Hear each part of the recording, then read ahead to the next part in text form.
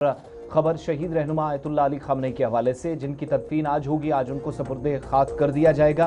Mashhad के अंदर तमाम तैयारियां मुकम्मल कर ली गई हैं और इब्तदाई जो मालूमात थी और वो स्केड्यूल अनाउंस किया गया था, उसके मुताबिक ही इमाम रज़ा रोज़ा मुबारक में तदफीन उनकी होनी। जो आहता है उसमें कल उनकी फैमिलीज़ की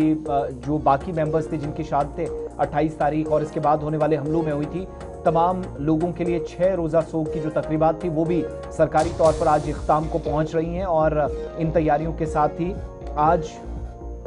अमरीकी हमलों में शहीद होने वाले ईरान के जो साबिक सुप्रीम लीडर थे आयतुल्लाह अली खामनेई, मशहद के अंदर सपुर्दे खाक कर दिए जाएंगे, जो उनका आबाई इलाका भी है। और आयतुल्लाह अली खामनेई की जनाजे का इराक में जो ताज़ियती जुलूस था वो आखिरी जुलूस भी निकाला गया, जिसके बाद उनकी नजफ़ में रोज़ा हज़रत अली अलैहिर्रहमा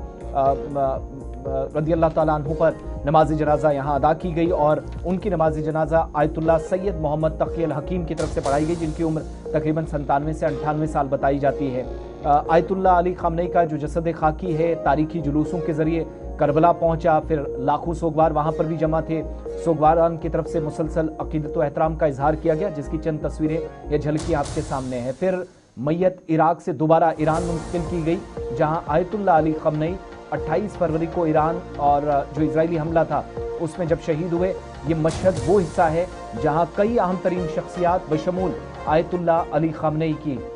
जो जाय पैदाश भी है, ये वही हिस्सा है जहां कई ईरान के लिए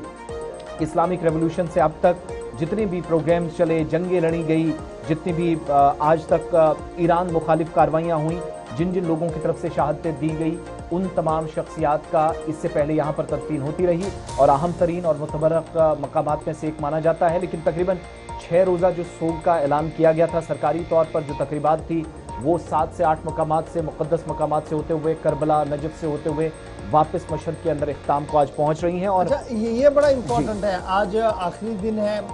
जो स्टेट फ्यूनरल का बताया गया था, लेकिन ईरान ने 2-3 चीज़ें बड़ी क्लियर कर दी। एक ये कि ईरान का इन्फ्लुएंस कहाँ कहाँ पर है, पास पास में जहाँ जहाँ से जसद गया, लाखों की तादाद में लोग बाहर आए और वहाँ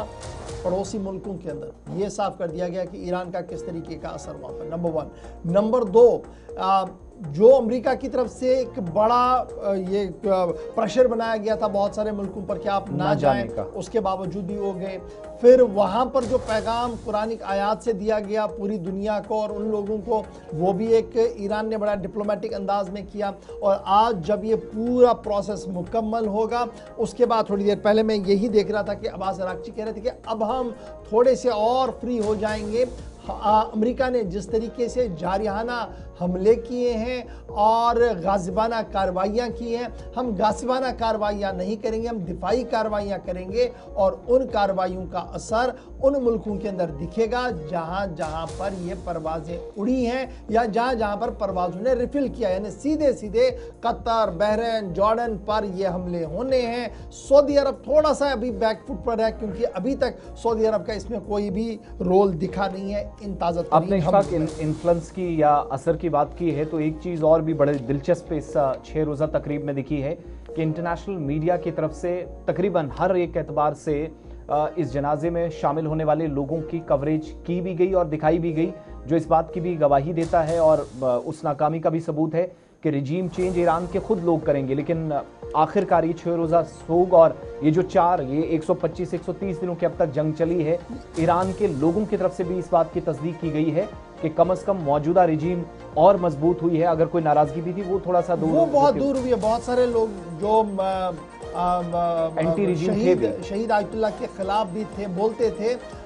वो रोते दिखे, माफिया मांगते हुए दिखे और लोगों के समंदर में गोताजन होते हुए दिखे हैं। वो ये साफ पैगाम है कि वो रिजीम वाला जो कॉन्सेप्ट था और ये लग रहा था कि शायद आधे से ज़्यादा ईरान इनके खिलाफ है, मौजूदा रिजीम के खिलाफ है, वो नहीं है। नंबर 1। नंबर 2, इस जंग से 2 चीज़ें बड़ी क्लियर हुई कि मुल्लाओं के हाथ में कमान है, इसमें कोई शक नहीं है, लेकिन वहाँ पर सिर्फ मजहब ही नहीं पढ़ाया जा रहा है, वहाँ पर टेक्नोलॉजी पढ़ाई जा रही है, वहाँ पर साइंस का इस्तेमाल हो रहा है, वहाँ पर एआई का इस्तेमाल हो रहा है, जिसका इन 2-3 महीनों में भरपूर मुजाहिरा भी देखने को मिला। यानी जो लाइन हमें दिख रही थी, दरअसल लाइन के पीछे और चीज़ें चल रही थी और दुनिया शायद इसी में थी कि यहाँ कुछ नहीं है, शायद 2-4 घंटों में सारा समेटा जाएगा और यहाँ कुछ हालात बदल जाएंगे, वैसा दिखा नहीं, बल्कि ईरान के लोग हर दिन एक नए महाज पर खड़े दिखे, ईरान की आवाम दिखी, ईरान की इस्टेब्लिशमेंट दिखी, और इस्टेब्लिशमेंट ने जो दरपर्दा काम किया था उसका असर ईरान का और फिर खास तमाम पूरी तरह दुनिया की पे। रुकावटों, बंदिशों, पाबंदियों के बावजूद ईरान अपनी जगह निज़ाम चलाता रहा। लेकिन